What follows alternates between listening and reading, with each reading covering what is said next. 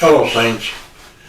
I'm looking at Micah chapter 7 today. This is probably one of my favorite passages. Micah was a prophet who lived around the time of the exile of the northern kingdom of Israel. He lived down in Judah, near the outskirts, closer to the areas of Philistia, the enemies of God's people. And he prophesied about the northern kingdom and its fall and its demise. Remember in 722, Sennacherib took the northern kingdom captive.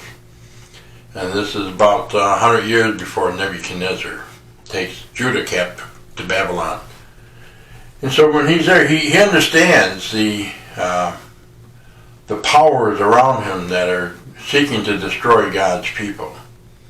And in this tribulation, so to speak, he makes this statement here, which is really a promise of his own security, of what he lays hold of this for his own peace.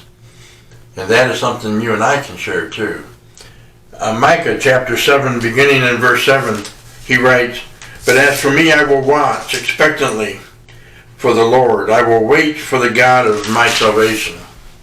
My God will hear me. Do not rejoice over me, O my enemy. Though I fall, I will rise.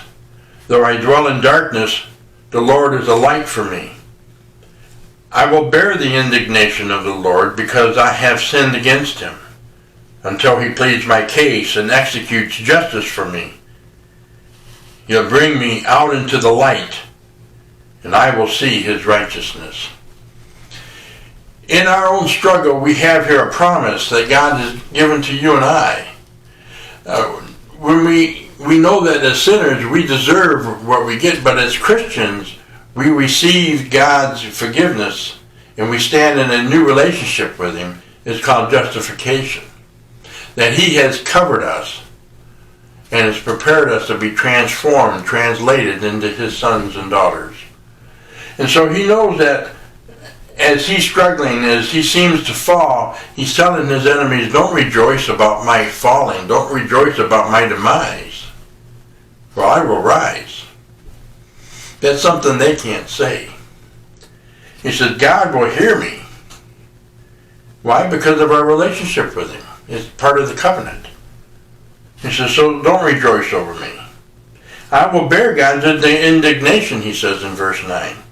Because I have sinned against him. He understands that there is a problem with sin and that it has to be dealt with. And so he's willing to pour himself out before God. He says, until God pleads my case and executes justice for me. In God's judgment, we are pardoned not because we are sinless, but because we are in Christ. And he knows that God will execute justice for him, righteousness.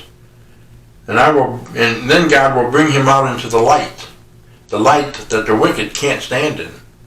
And in the light, he says that he will see God's righteousness, God's justice. And so we have assurance through our tribulation, the assurance of peace, that we are in safe hands, that God will stand for us and deliver us. Peace.